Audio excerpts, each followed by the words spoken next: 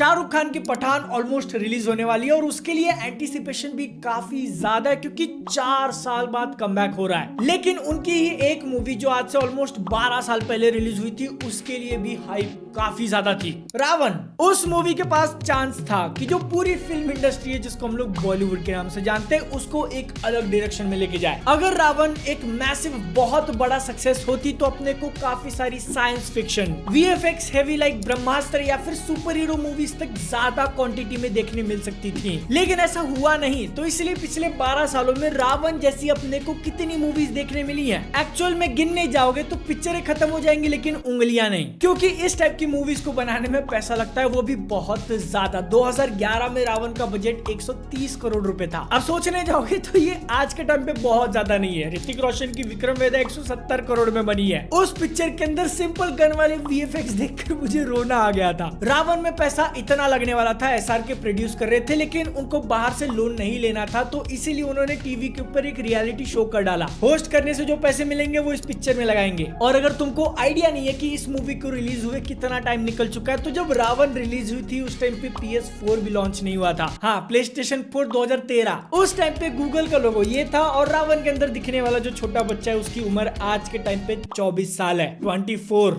लेकिन actual question जो कि इस वीडियो का सबसे इंपॉर्टेंट भी हो सकता है कि क्या ये मूवी 2023 के अंदर भी अच्छी है? उस टाइम पे रावण के अंदर जो VFX के ऊपर काम किया गया था, क्या आज के टाइम पे भी वो मजा देते हैं? शॉर्ट में अगर आंसर देना होगा तो हाँ नहीं। देखो, आज के टाइम पे जो अपने को कुछ बॉलीवुड की तरफ से देखने मिलता है ना, उससे तो डेफिनेटली रावण काफी ज्यादा बेटर है। कलंक राम से तो मैं तुम्हारी बात कर रहा हूँ, लेकिन जो ये 11-12 साल निकल चुके हैं ना, उसके कारण रावण के अंदर दिखने वाली CGI तो अपने को कम से कम एजेड लगती है। स्पेशली मूवी का वो स्टार्टिंग वाला सीक्वेंस जिसके अंदर SRK का कैरेक्टर एक चांद जैसी जगह पे गाड़ी चला रहा है, या फिर मूवी के अंदर अपने को जितने भी गेम वाले फुटेज दिखाए, कैरेक्टर्स का 3D मॉडल यूज किया है, वहां पर डेफिनेटली नोटिस हो जाता है कि उनका रेजोल्यूशन काफी कम है। वो शार्पनेस और वो क्लैरिटी नहीं है जो कि हम लोग थोड़ा बहुत उस टाइम के कंप्यूटिंग पावर के ऊपर जरूर ब्लेम कर सकते हैं, but it is what it is. तो इसीलिए रावण का जो CGI है वो उतना अच्छा एज नहीं किया, लेकिन इसी मूवी के अंदर अपने को एनिमेशन के थोड़े बहुत सीक्वेंसेस दिखाते हैं जहां पर SRK रावण और जीवन का हार्ट वाला फंक्शन एक्सप्लेन कर रहा है, वो काफी ज्यादा बढ़िया है। उसी के साथ साथ वो छोटे क्यूब वाले इफेक्ट्स या फिर ओवरऑल मूवी की अगर हम लोग एक्शन की बात करें तो इट इज इंप्रेसिव आज के स्टैंडर्ड से भी, अगर वो रियल में किया है तो। हाँ, इस मूवी के अंदर जो अपने को एक्शन दिखाया ना, उसका काफी सारा काम इन्होंने रियल में शूट किया। तुम बिहाइंड द सीन्स चेक करो, वायर वर्क या फिर स्टंट डबल्स का यूज करके रियलिटी में शूट किया, फिर उसके ऊपर जो VFX लगाया है। 2023 में भी वो अपना काम कर जाते। तो मेरे बोलने का मतलब अगर तुमको नहीं समझ में आया तो इस मूवी का VFX काफी बढ़िया, CGI उस टाइम के लिए अच्छा था लेकिन आज उतना नहीं। लेकिन एक चीज जो ये वीडियो बनाने के लिए मैंने मूवी को फिर से देखा और देखते वक्त चेहरे पे इतनी बड़ी स्माइल आई ना कि वो पूरा ट्रेन वाला सीक्वेंस, मुंबई लोकल में जीवन भाग रहा है पूरा, वो आज भी उतना ही मजे दिलाता है जितना उसने 10-11 साल पहले दिलाया था। जहां रावण जीवन आमने सामने आके फाइट करते हैं पिक्चर के क्लाइमैक्स में, वहां पर डेफिनेटली क्रिएटिविटी और डालने की जरूरत थी। मैंने कई बार एक बात बोली है, तुमको अगर नहीं पता तो रावण मेरी पहली मूवी थी जो मैंने थिएटर में जाके देखी है। हफ्ते भर तक पैसा सेव किया था मैंने ताकि टिकट के पैसे हो जाए। और जहां तक मेरे को याद है कि पहली बार थिएटर में देखते हो पिक्चर मेरे को काफी पसंद आई थी, लेकिन उस टाइम पे मैं छोटा बच्चा था और रावण मूवी को क्रिटिसाइज करने के लिए पॉइंट भी यही मारा जाता है कि वो बच्चों के लिए बनाई गई है। और जैसा तुम लोग देख सकते हो आज के टाइम पे बच्चा नहीं है मैं, तो क्या ये सच में बच्चों के लिए बनाई गई थी? मूवी का जो बेसिक कंसेप्ट है कि वीडियो गेम के कैरेक्टर्स रियल लाइफ में आ जाते हैं, उससे मुझे कोई इशू नहीं है। अगर कोई भी मूवी एक एक्सट्रीम सिनेरियो को बेस पकड़ के चलती है अपनी स्टोरी बताने के लिए तो दैट्स ओके,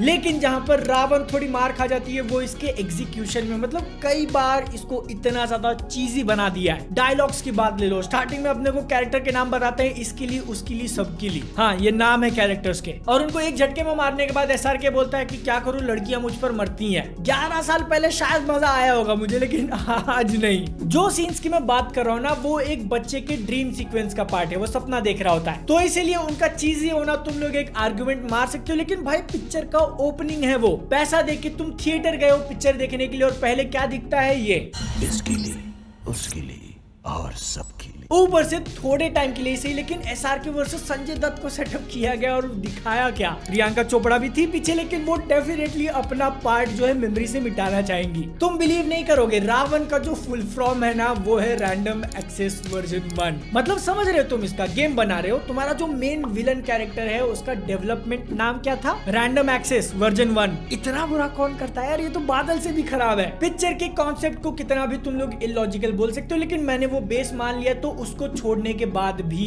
इसके अंदर काफी सारे लूप होल्स हैं। मुंबई इंटरनेशनल एयरपोर्ट के ठीक बाहर इसमें गोलियां चलाई गई हैं। तुमको अगर अंदाजा नहीं आ रहा है कि ये कितनी बड़ी बात है, तो एक बार एयरपोर्ट पे जाके वहां पे सिर्फ बम बोल के दिखाओ। सिक्योरिटी वाले जब तक पूरा अंदर से चेक नहीं करेंगे, छोड़ेंगे नहीं तुमको। सोशल मीडिया पे तुमने इसका एक मीम जरूर देखा होगा, जिसमें पहले एसआरके के कैरेक्टर को क्रिश्चियन तरीके से बॉक्स के अंदर रखा गया, मुझे नहीं पता क्या बोलते हैं उसको, और फिर जाके वो लोग उसी की अस्थियां विसर्जित करते हैं और ये फोटो शेयर करके पिक्चर का मजाक बनाया जाता है। लेकिन ये पूरा ट्रू नहीं है, क्योंकि मूवी के अंदर एक्चुअल में उसको दफनाते हुए नहीं दिखाया। हाँ, लेकिन लंदन में ही अस्थि विसर्जित करते टाइम उसका बेटा उसकी राख जेब में रख लेता है, which is not weird I guess. इसी तरीके से मूवी काफी चीजें करती है, because why not. Superstar Rajinikanth का कैमियो है पिक्चर के अंदर। आज के टाइम पे भले क्रॉसओवर काफी कॉमन हो गया, लेकिन उस टाइम पे तो थिएटर में पगला गया था मैं। चिट्टी तो रोबोट देखने मिल गया भाई, लेकिन पिक्चर में उसका कुछ काम नहीं है। वो आए, गाड़ी के नंबर प्लेट पे सुपरस्टार लिखा हुआ है, काफी गजब, लेकिन होता है और बस। लेकिन एक्शन के साथ एक और चीज जो काफी बढ़िया है, इसकी म्यूजिक, रफ्तार गाना, और उसको एक्सटेंड करके जो रावण का थीम बनाया है, सुपर डुपर ऑसम। लेकिन उसी का फ्लिप साइड, कई बार मूवी के अंदर चीजी साउंड इफेक्ट सुनने मिलते हैं, थोड़ा ओवर ड्रामेटिक म्यूजिक भी डाल दिया गया। लेकिन एक चीज जो शायद तुमको अंदाजा नहीं होगी, इस मूवी के राइटर डायरेक्टर हैं अनुभव सिन्हा। उनकी रिसेंटली रिलीज्ड कुछ मूवीज तुमने जरूर देखी होंगी, मुल्क, थप्पड़, आर्टिकल 15।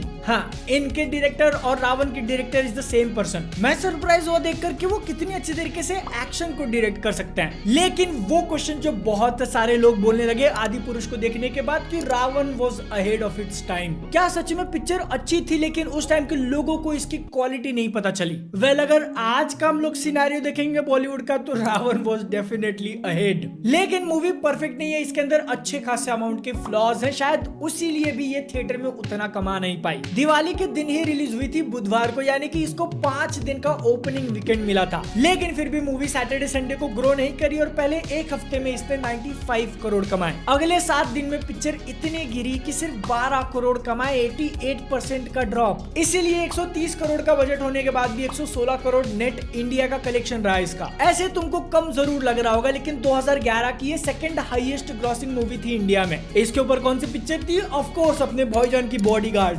148 करोड़। तो हाँ, सिर्फ पैसा कमाने की बात करें तो रावण मूवी ने अच्छा खासा कमाया था, लेकिन इसका बजट ज्यादा होने के कारण ओवरऑल वर्डिक्ट इसका एवरेज बिलो एवरेज रहा, जो कि थोड़ा दुख होता है, क्योंकि देखो movie it's good enough, story इसकी ओके है, लेकिन एक्शन काफी कमाल का। अगर थोड़े बहुत चाइल्डिश एलिमेंट्स को निकाल देते, एक अच्छी खासी कमाल पिक्चर बन सकती थी। क्योंकि तुम ही सोच के देखो कि मूवी किड्स की तरफ थोड़ा ज्यादा लीन करती है, लेकिन फिर भी फुल्ली फैमिली फ्रेंडली नहीं है। 2011 की हम लोग बात करें, दिवाली की छुट्टियां, तुम अपनी फैमिली लेके गए और उसके अंदर क्रिमिनल वाले शॉट्स दिख रहे हैं। ये कैसा हग हो रहा है भाई?